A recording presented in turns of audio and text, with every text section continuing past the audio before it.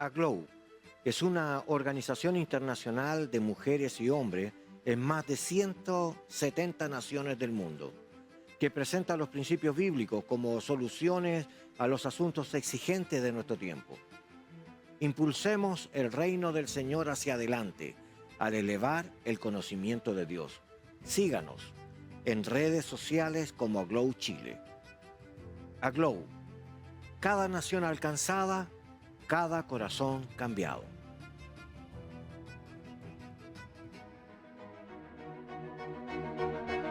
Una vez más aquí en Estudios Ministeriales.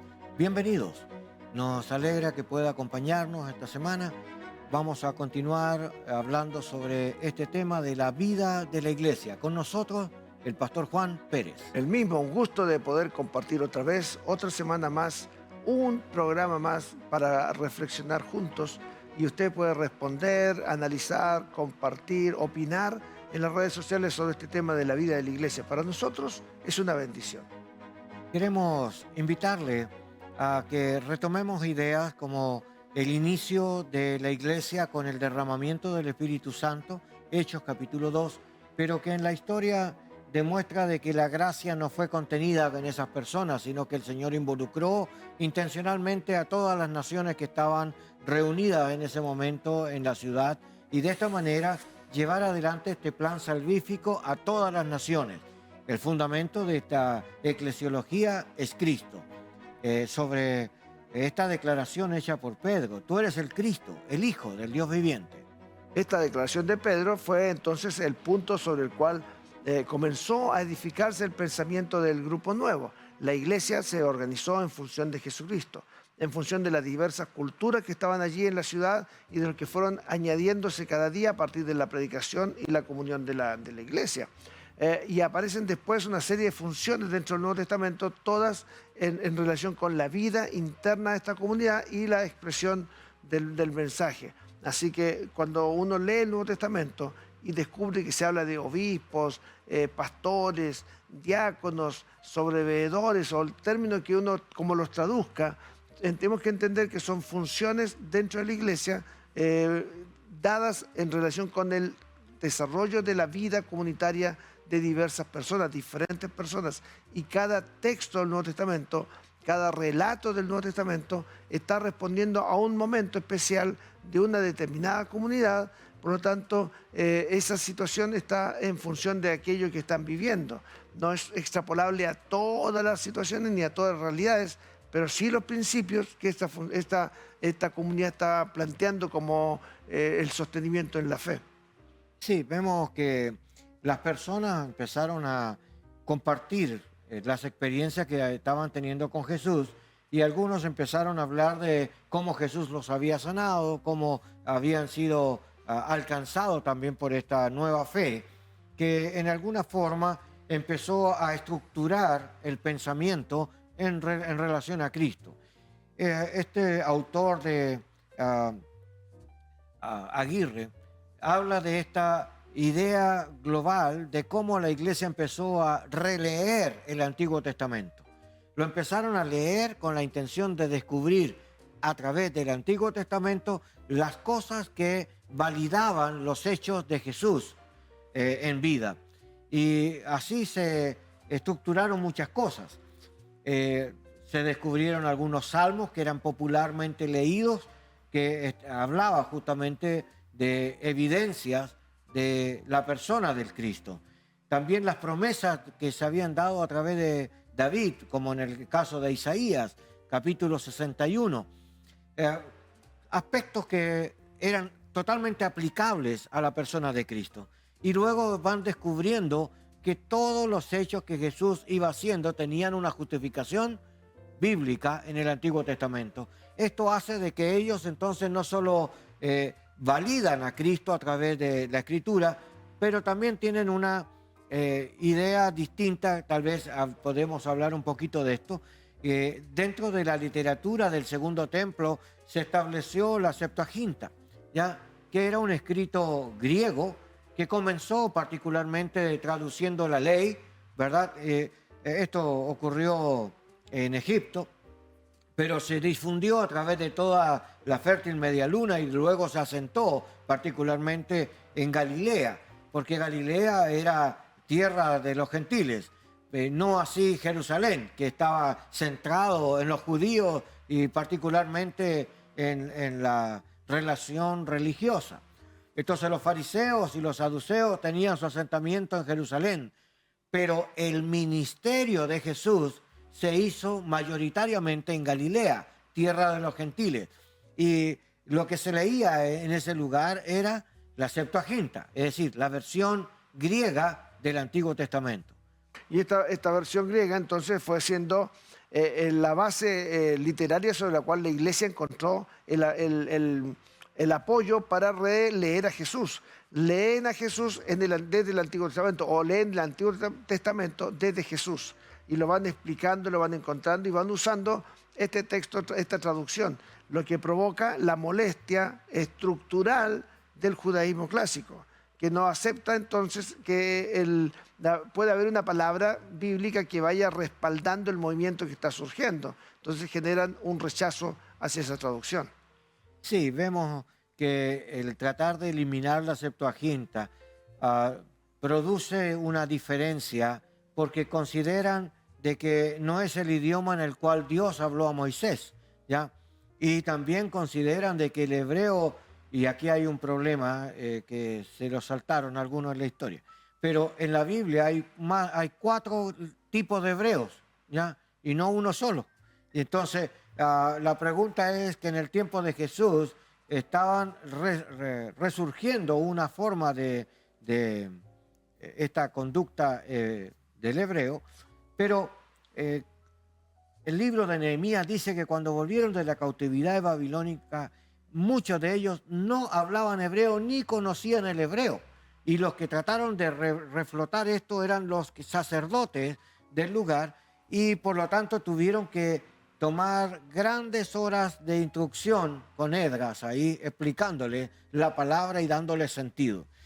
Y yo quiero decirle que por esto es que la Septuaginta tuvo tanta cabida en la fértil media luna, porque era el idioma popular, era el griego que la gente hablaba, era el griego koiné, popular, ¿ya? Y esta razón permitió de que fuera más fácil entendible estas promesas y los escritos de los reyes, los escritos de los profetas, tanto escritos mayores como menores de ellos, empezaron a ser traducidos en los siguientes 200 años. Es decir, cuando comenzó solo con la ley, ¿ya? Y luego, durante 200 años, siguieron haciendo estas traducciones y agregados hasta que el Antiguo Testamento, llegó a ser traducido literalmente casi 180 años antes de Cristo. Y esa traducción, esa es una de las riquezas que tuvo la iglesia para poder encontrar apoyo documentario, textual, para el evento que ellos estaban viviendo. La iglesia vive la experiencia de la fe a partir del relato oral, pero también a partir del descubrimiento que hay textos reconocidos como sagrados, escritura sagrada, que está apoyando aquello que ellos están viviendo. Entonces, y las divisiones religiosas se producen en función del libro. El libro es clave. El libro, la base documentaria sobre la cual se sostiene una fe, para que no sea solo una emoción, ni solo una experiencia, y tenga un sustrato lógico sobre el cual construir el edificio, esto es lo que produce la palabra. La Biblia fue la piedra de tope entonces entre judíos y cristianos. ¿Qué es lo que vamos a reconocer como sagrado y cómo lo vamos a leer? Y eso se trae hasta nuestros tiempos. Sigue siendo piedra de tope y el fundamento sobre el cual construimos la iglesia, la experiencia que tengamos con Jesucristo y el cómo leemos el texto y de qué manera el texto bíblico es el sustrato sobre el cual la iglesia se va edificando. De qué manera lo leemos, cómo lo explicamos y cómo lo aplicamos. Es importante conocer las Escrituras. Les invitamos a que usted haga una lectura ahora intencional quizás de conocer las profecías del Antiguo Testamento en relación al Cristo, que sería manifestado después en la persona de Jesús. Es evidente que este material le va a ayudar a tener una mejor comprensión y va a lograr entender cómo la iglesia fue estructurando en la imagen de Cristo y el pensamiento de Cristo en su época. Vamos a un corte comercial, volvemos. ¿Está considerando viajar a San Pedro de Atacama? Quiero hacerle una recomendación. Hotel Itaí ofrece una experiencia inolvidable. Hotel Itaí es un lugar único y es especial para su descanso. Visite su página web www.itaihotel.com y realice su reserva para su visita a San Pedro de Atacama. Hotel Itaí, el oasis del altiplano chileno, le invita a disfrutar la tranquilidad del desierto bajo un cielo estrellado como usted jamás ha visto.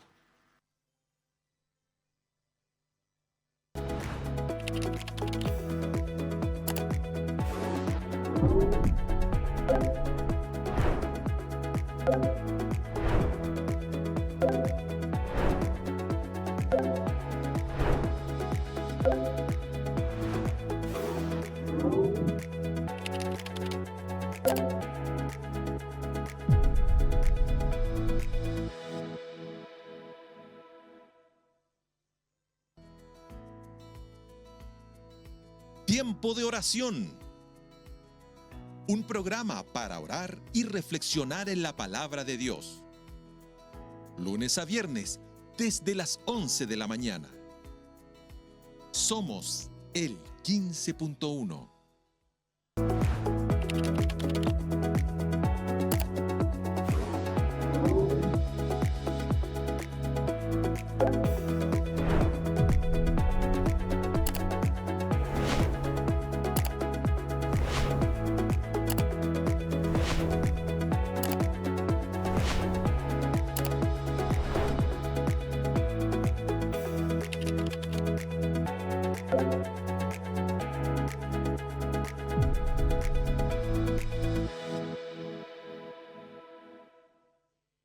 Lovet Panadería.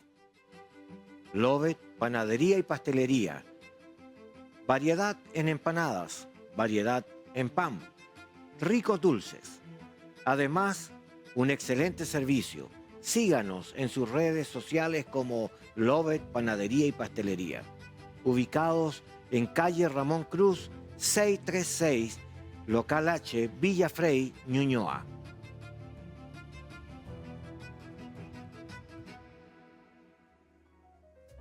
Muy bien, una vez más le damos la bienvenida. Gracias por estar con nosotros acá en Estudios Ministeriales.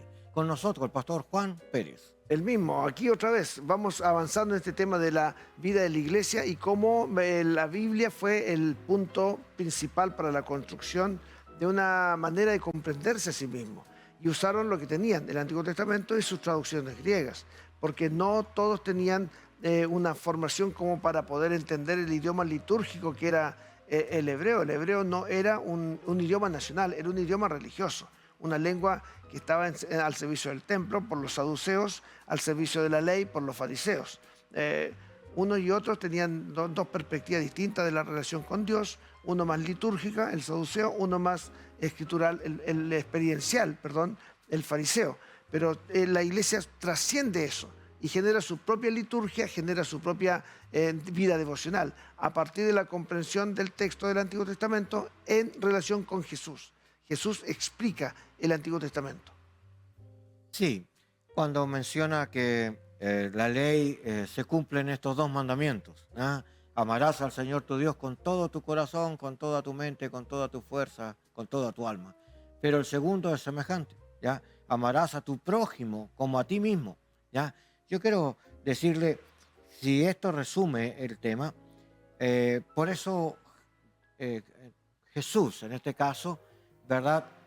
Es tan importante para el concepto de la iglesia, porque toda la enseñanza que damos está referida a la vida, la obra, el ministerio y la exaltación de Cristo. Así que cuando nosotros hablamos de esta línea de tiempo que nos da claridad sobre el objetivo del Señor, porque el pensamiento del Señor nunca ha cambiado. Lo que cambia en nuestro sistema puede ser la manera de ir comprendiendo quizás la programación que hacemos, que normalmente es variable de un lado a otro según las circunstancias o metas que proponemos, pero la palabra de Dios no cambia. El cielo y la tierra pasarán y su palabra no pasará. Entonces tenemos algo seguro a lo cual hacemos bien en prestar atención y venir a su presencia, ¿ya? Y yo quiero decirles en forma particular que la iglesia tuvo que aprender.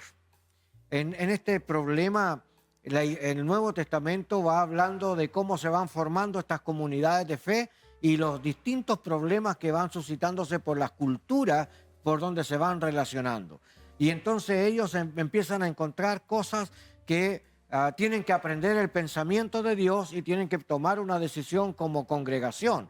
Entonces, el Señor alude a que nosotros, por ejemplo, no participemos de la idolatría, como lo hicieron los pueblos cananeos, por el cual el Señor los desarraigó de su lugar. Nos puso como testimonio en el Antiguo Testamento para que nosotros no participemos. Sin embargo, encontramos en el Nuevo Testamento que la cultura griega tenía esta característica politeísta. Los romanos también lo tenían y tendían a tolerarse unos a otros. Sin embargo, Dios establece de que para amar al Señor, esto tiene que ser un Dios sobre todos los dioses. Ya no está circunscrito a esa cultura. Dios está generando una forma propia cultural, cómo amar a Dios, cómo servir a Dios.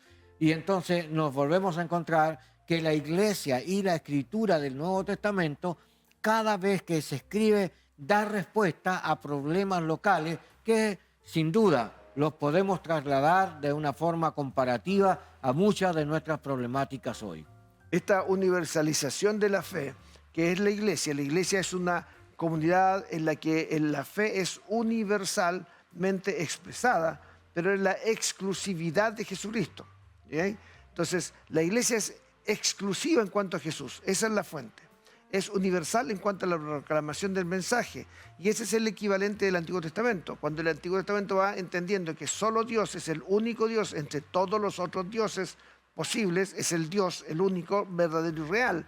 Pero ahora el mensaje que tenían que entregar, el pueblo judío no lo logra entender y la iglesia es la que lo está aplicando. Entonces, este principio de amarás al Señor tu Dios es el principio de la exclusividad de Dios. Y a tu prójimo como a ti mismo es el principio de la universalización del mensaje. Entonces, esta es una clave de lectura para el Nuevo Testamento. Nos puede servir para enfrentarnos a los distintos libros, de qué manera el texto del Nuevo Testamento responde a esta dinámica de amarás al Señor tu Dios y amarás a tu prójimo. Cómo este libro, determinado libro, responde a esa dinámica en una determinada comunidad de fe y a partir del principio general de los dos mandamientos lo traemos a nuestro tiempo. El ejemplo es de qué manera Filipenses, por ejemplo, que responde al llamado de amar al Señor, lo usa diciendo, en sentir que hubo en Cristo Jesús esté en ustedes. Pero la universalización del mensaje y a tu prójimo como a ti mismo es cuando Filipenses en el capítulo 4 le empieza a decir, por favor, Evodi y Sintique, pónganse de acuerdo. Tú que eres mi compañero, ayúdales a estos y vivan según la norma y entiendan quiénes son los enemigos de la fe, enemigos de la cruz. Es decir, cada libro de la Biblia es una aplicación local de los principios generales cuando Jesús dice la ley se resume en esto.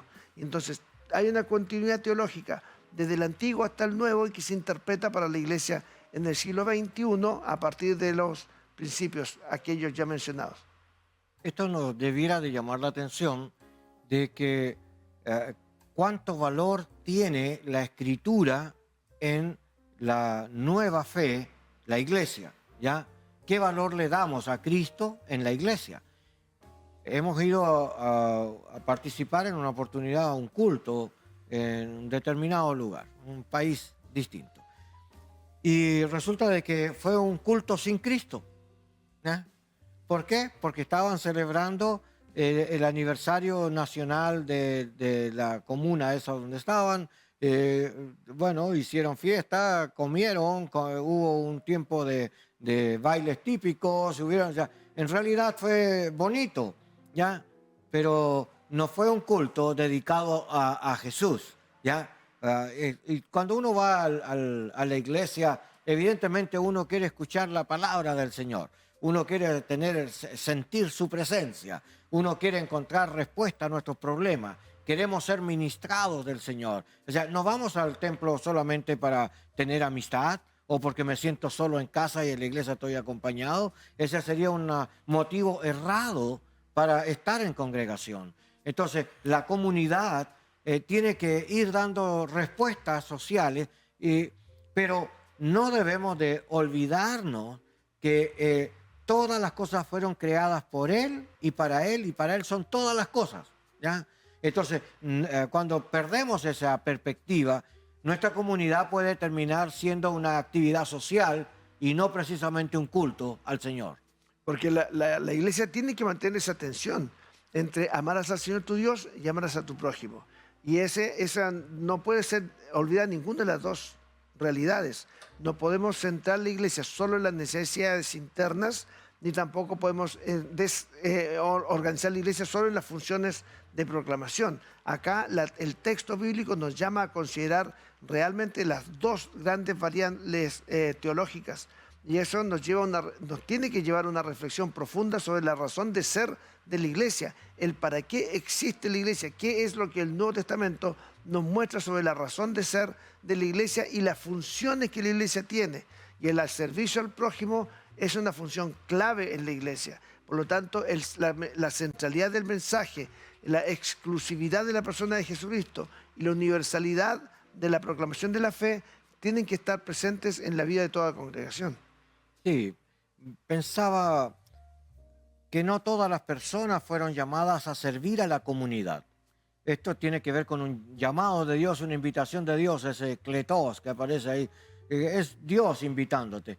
Me acuerdo de la rebelión de Coré, que Moisés tuvo que hablarle y le dijo, ¿acaso os parece poca cosa que Dios os tome de medio de la congregación o de la asamblea y os ponga sobre ellos para estar en relación con el Padre, pero también para ministrar al pueblo? Entonces, ¿o acaso queréis también, le dijo, el sacerdocio? O sea, ¿no te conformas con que el Señor te llame a servir, que también quieres ocupar el puesto del sacerdocio? Yo quiero explicarle, sí, es una invitación de Dios. Entonces ese liderazgo es una posición, es un lugar de honor, es un lugar de responsabilidad, donde uno tiene que relacionarse con el Señor y representa a Dios delante del pueblo, pero también es un intercesor permanentemente del pueblo delante de Dios. Entonces, en el orden bíblico, la intercesión y el estar con Dios es antes que estar con el pueblo. Así que ese hombre o esa mujer, esa persona que está siendo llamado a servir a la comunidad, tiene que seguir el planteamiento bíblico, tiene que aprender a estar con el Señor, intimar con su palabra, arreglarse la situación con el Señor y luego volverse hacia el pueblo para ministrarlo. No puede ministrar al pueblo si no ha estado con el Señor, sería algo un poco erróneo. Sin embargo, encontramos que la gran debilidad de la iglesia es que estas personas tienen que aprender a tener una mentalidad de este liderazgo del Señor sobre su congregación. Porque la predicación, al fin de cuentas, la tarea que hace este liderazgo de predicar por el servicio, o predicar en la palabra, o predicar con las actitudes, es decir, una constante predicación del mensaje, es, como dice John Stott al escribir sobre el tema, dice, es un puente entre dos mundos. La predicación es un puente, entre el puente que es un puente que une la relación personal con Dios y la proclamación horizontal a la persona. Hay una dimensión vertical de subir a escuchar y una dimensión horizontal de bajar a explicar. Y eso es lo que volvemos a decir y que hemos estado compartiendo en esta ocasión. La iglesia existe por Jesucristo, para Jesucristo y hacia las naciones como entrega del mensaje, pero requiere de la exclusividad de Jesús como Señor de la iglesia y por lo tanto conocido por aquellos que le están sirviendo. No puedo ministrar ni servir a la congregación si no conozco a Jesucristo, el dador del mensaje. Sí, toda comunidad tiene que organizarse y tiene que tener una vida personal con el Señor, esta parte orgánica, la vida misma, lo que tú haces en el diario vivir, lo que tú haces en relación con tus hermanos. Eso tiene que mostrar las características del Señor como la bondad, el amor, la tolerancia, la paciencia como fruto del Espíritu en tu vida, para poder hacer de esto un lugar que represente a Jesucristo resucitado, ¿ya? Y no que sea solo una actividad social en la que me siento bien, porque no es la intención de que te sientas bien. La intención es que aprendamos en esta relación comunal a rendir nuestras vidas para darle la honra y la gloria a quien que nos salvó y nos llamó por su gracia. Esto no quiere decir que la gravedad, es decir, la seriedad del tema, provoque un aburrimiento en la iglesia. Claro que no. Porque es responsabilidad de aquellos que están sirviendo la palabra de ministrarla en forma creativa para que la palabra pueda ser entendida por la congregación.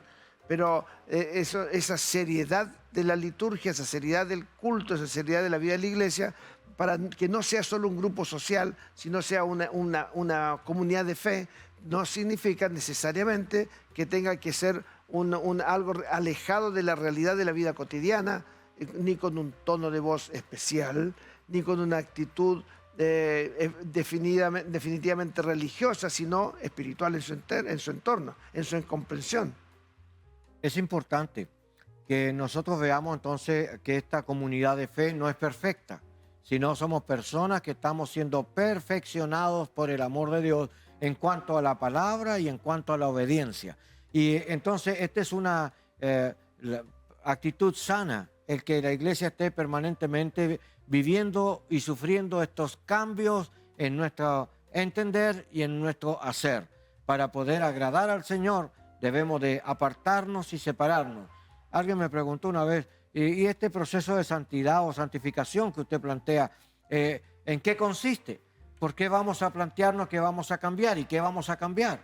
Entonces, la intención es apartarnos de toda contaminación espiritual, es decir, no adoraremos a otros dioses, sino solo a Dios.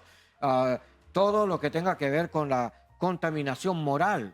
La idea es que nosotros tengamos una excelencia de conducta que honre al Señor. No podemos, dice la Escritura, que truanería ni aún se nombren entre vosotros. Entonces no tiene que ver solo con creer en Jesús, tiene que ver con creer en Jesús y ordenar nuestra forma de vida a fin de colocar al Señor como vivo entre nosotros. Necesitamos mirar entonces que el crecimiento moral de la iglesia habla de nuestra relación íntima con el Señor Jesucristo. Porque un libro del texto bíblico es el libro de Daniel, es un libro especial para leer este tema de la discusión de cómo vivo la fe en la cultura en la que estoy.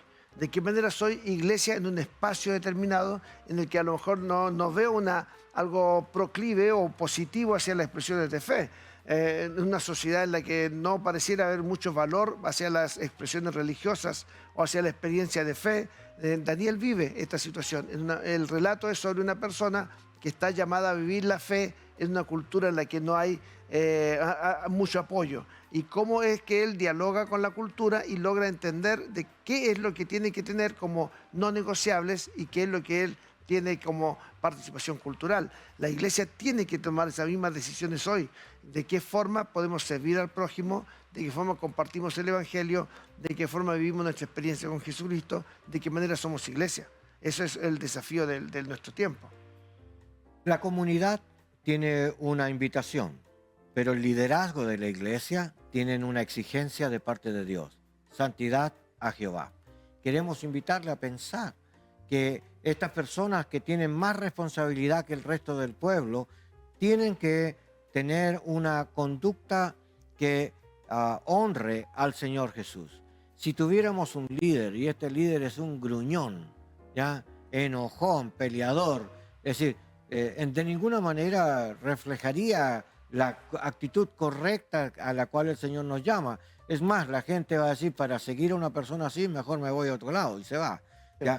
Entonces necesitamos cambiar nuestra conducta para que el nombre del Señor sea glorificado. La clave aquí es cambiar. Queremos invitarle a un corte y volvemos en un momento más. Queremos extender un cálido saludo a la congregación en su presencia de la comuna de Pudahuel. Te invitamos a conocer su página web www.ensupresencia.cl. No te pierdas la oportunidad de visitar su reunión dominical a las 18:30 horas en San Pablo 9297 Pudahuel, Santiago de Chile.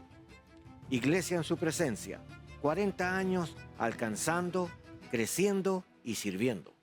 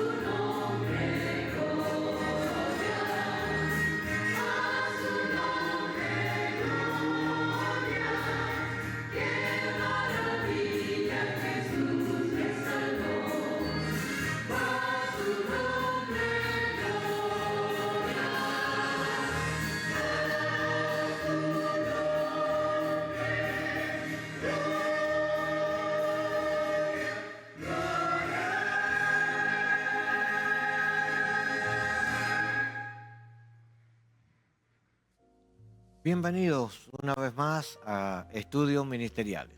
Estamos compartiendo un tema sobre la vida de la iglesia y con nosotros Pastor Juan Pérez. El mismo, acá otra vez estamos. Es un gusto poder compartir y hablar con ustedes desde el lugar en el que estén, y aquí uno va tomando apuntes y anotando.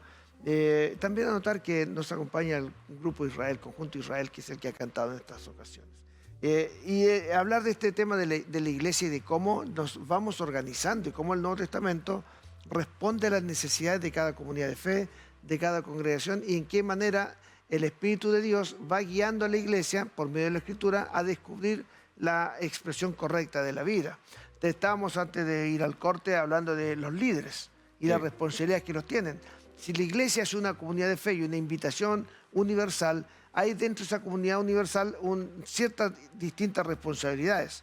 Y si bien todos ontológicamente, o sea, en valor somos todos iguales, también hay responsabilidades distintas repartidas a partir de los dones que cada uno tiene y la medida de la fe que a cada uno les dada y la capacitación o formación que va teniendo, la distinta responsabilidad que hay dentro de la iglesia.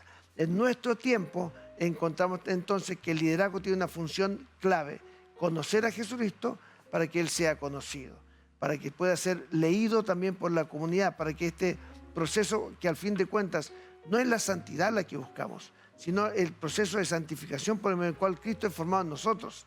Cristo en nosotros, la esperanza de gloria, esa formación de Cristo en nuestra vida es la que en forma individual cada uno va experimentando, pero en la que el liderazgo tiene una razón de ser en cuanto a guiar a la iglesia en esta comprensión. Creo que el crecimiento de la iglesia no solo es el número de personas, también tiene que ver con el crecimiento delante de Dios en cuanto a la obediencia. en cuanto al conocimiento bíblico.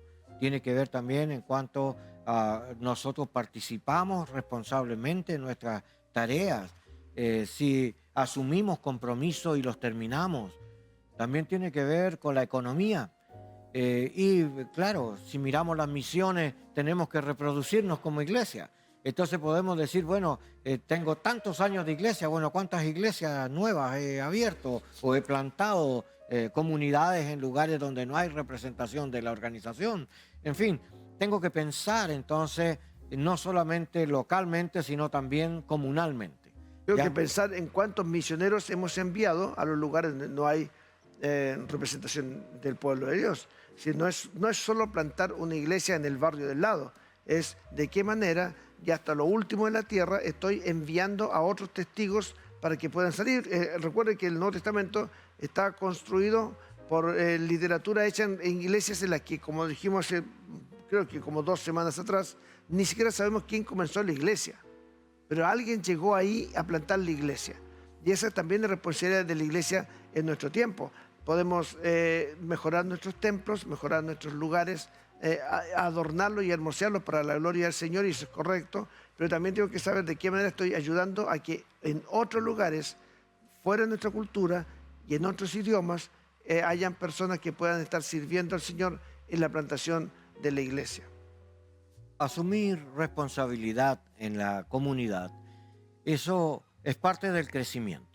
Porque aceptamos a Cristo, nos bautizamos y pasamos a formar parte de una comunidad en la cual somos primeramente instruidos para afirmar nuestros pensamientos y creencias. Pero posteriormente vamos viendo la necesidad que nos rodea y el Espíritu del Señor dice, provoca el querer y el hacer. Comenzamos a sentir la necesidad de responder a las necesidades que estamos entendiendo o viendo, y eso nos hace cambiar nuestra posición de comodidad a ser colaboradores. Y empezamos a ayudar para responder a las necesidades locales. Pero aún así hay un llamado más profundo. Dios nos invita a conocerlo y a entenderlo.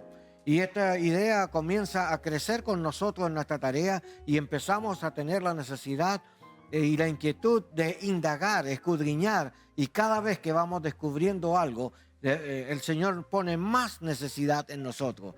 Esto implica entonces de que debiéramos de seguir una educación formal, no tan solo la informal con la que venimos, ¿ya? Sino formal en cuanto a las escrituras y en cuanto a la organización. Y entonces esta persona va transitando a través del tiempo.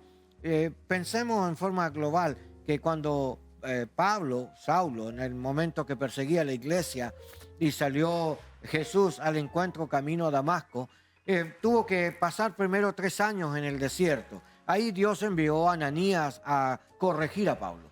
Así que Ananías cumplió una labor interesante de corrección. Pero luego Bernabé lo llevó a Antioquía. Y en Antioquía estuvo 11 años. Y fueron los que predicaban, los que evangelizaban, fue una escuela para ellos, ¿ya? Pero cuando tenía 14 años, entre que se convirtió al Señor, hasta este evento en particular, cuando el Señor, por su Espíritu, dice apartarme a Pablo y a Bernabé, ¿verdad?, para el ministerio, y ya ahí está declarado de que lo que Dios le dijo, o que Jesús le dijo en su encuentro, de que él sería enviado a los gentiles, ahora se estaba cumpliendo con la confirmación del Espíritu de Dios en la ciudad de Antioquía, y este hombre ahora sale al campo de misiones.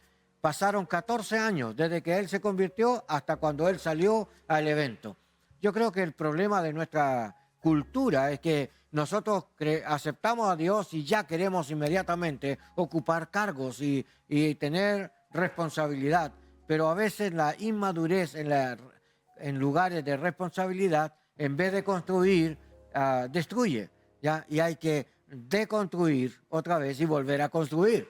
Entonces ese es un problema paradójico en nuestras construcciones de liderazgo, pero esto pasa porque nos aceleramos en imposición de manos y en delegar responsabilidad sin que las personas tengan la madurez adecuada. Porque creo que lo que sucede también es que la iglesia es muy inclusiva, es un ambiente inclusivo en sí, y todos tienen lugar en la iglesia, pero sociológicamente la iglesia es uno de los lugares en los que más fácilmente se alcanza poder dentro de la sociedad. En nuestra sociedad, en nuestro país, no es tan simple alcanzar espacios de poder. La iglesia es uno de ellos. Es muy probable que una persona con 2 o 3 años de asistencia a la iglesia empiece a ejercer espacios de poder, lo cual no es tan fácil de conseguir ni en una junta de vecinos, ni en un partido político, ni en un club deportivo, ni en el centro de padres del colegio. Entonces, tenemos que reconocer eso, que eso establece una responsabilidad especial en aquellos que deciden por el liderazgo, tanto como en aquellos que asumen el liderazgo y que requieren una formación. La formación en cuanto al texto, primero, entender y conocer, poder saber de qué estamos hablando, porque el otro día escuché a alguien que me decía, estuve en determinado lugar escuchando la predicación y el predicador dijo, como dice en Mateo 21, y yo fui a ver Mateo 21 y no era eso, no decía eso. Entonces, es saber de qué estamos hablando, no es solamente tratar de contar una historia, sino que la historia necesita una base escritural sobre la cual se construye un mensaje para la iglesia. Necesitamos reconocer entonces que el liderazgo tiene que crecer delante de Dios primero, después delante de los hombres. No debemos de empezar al revés, queriendo servir a la gente y después construir recién el pensamiento bíblico, teológico que nos debe de acompañar. Quisiera mencionar un problema que quizás la gente salta, pero aquí en el libro de Efesios, capítulo 4, versículo 11. Mire, dice el texto: esto pues digo y requiero en el Señor, que ya no andéis como los otros gentiles que andan en la vanidad de su mente, teniendo el entendimiento entenebrecido, ajenos de la vida de Dios, por la ignorancia que hay en ellos, por la dureza de su corazón, los cuales después que perdieron la sensibilidad, se entregaron en la lascivia para cometer con avidez toda clase de impureza. Cuando pensamos en este problema, es porque el liderazgo del lugar no puso un freno, no puso un atajo, porque dentro de la comunidad tiene que haber declaración de las Escrituras. Entonces quiero llevarlos al versículo 11. Mire el versículo 11 que está antes, ¿ya? Dice, y él mismo constituyó, esto es Cristo, apóstoles, a otros profetas, a otros evangelistas, a otros pastores, a otros maestros, a fin de perfeccionar, es decir, a estos que acabamos de leer, que se desviaron, que se apartaron del Señor por desconocimiento bíblico. Entonces, a estas personas, versículos 12 y 13, a fin de perfeccionar a los santos para la obra del ministerio, para la edificación del cuerpo de Cristo, hasta que todos lleguemos a la unidad de la fe y del conocimiento del Hijo de Dios, a un varón perfecto, a la medida de la estatura de la plenitud de Cristo. Entonces, estas personas que fueron puestas en autoridad, apóstoles, profetas, evangelistas, pastores, maestros, diáconos, ya hay otra cantidad de personas que también son llamadas en el servicio, fueron puestas en una condición de servicio, no de jerarquía. Porque cuando se habla de jerarquía, esas personas son jefes. Y acá el llamamiento del Señor es a servir, ¿ya? Entonces, están puestos en un sentido de servicio. Por eso el versículo dice, a fin de perfeccionar a los santos. Es decir, Dios ha puesto personas para que les ayudemos a que se perfeccionen. No nos llamó para que nosotros nos enseñoreemos de ellos, porque esta es la idea, sino que nosotros sirvamos a la grey que es de Dios. No es mía, es de Él. Entonces, nuestra razón de servicio ya debe de enmarcar esta actividad. Porque el versículo 11 lo que está hablando es de una serie de roles. Sí, roles. Pone los apóstoles, pone los profetas, los que tienen un buen mensaje, los pastores y también pone los maestros. Y uno a veces puede pensar que esa es una estructura lógica y que debe ser repetible, pero en realidad esa estructura lógica está aplicada al mundo en el que esto surgió, la iglesia en Éfeso. Y a partir de esta iglesia en Éfeso uno descubre que hay, el principio es, si conozco a Dios, lo hago conocido, amo a Dios con todo mi corazón y al prójimo como a mí mismo, y esa exclusividad y esa universalización del mensaje se explica aquí por medio de las funciones que tienen diversas personas dentro del cuerpo de Cristo. Aquí no la clave no es si son 4 o 5, porque incluso depende cómo lo traduzca, para ser 4 o 5. Y una palabra muy pequeñita hace una gran diferencia ahí. Y además dice que para la obra, ergon, que es para un esfuerzo, una tarea definida, un esfuerzo, es el trabajo del servicio. Muy, muy interesante como escribe el griego el Nuevo Testamento. Dice, la obra del servicio, la obra del ministerio, traduce Reina Valera. Pero esa palabra es correcto, ministerio. Pero tiene dentro no una orden de un esfuerzo, un énfasis en la autoridad, sino un énfasis en el servicio, porque es un diácono. Es la diaconía de la obra, o las obras de servicio. Y para que sea común, para que se haga común el cuerpo de Cristo en el movimiento de la organización del cuerpo de Cristo. Este versículo tiene que ver con, entonces, otra vez, la fuerte presencia de Jesucristo, la exclusiva autoridad de Jesús, la base escritural y la proclamación del mensaje a todos los demás. Curioso que si en la mentalidad del Señor está que estas personas o nosotros que estamos en autoridad comunales, debemos de ayudar para que se perfeccionen.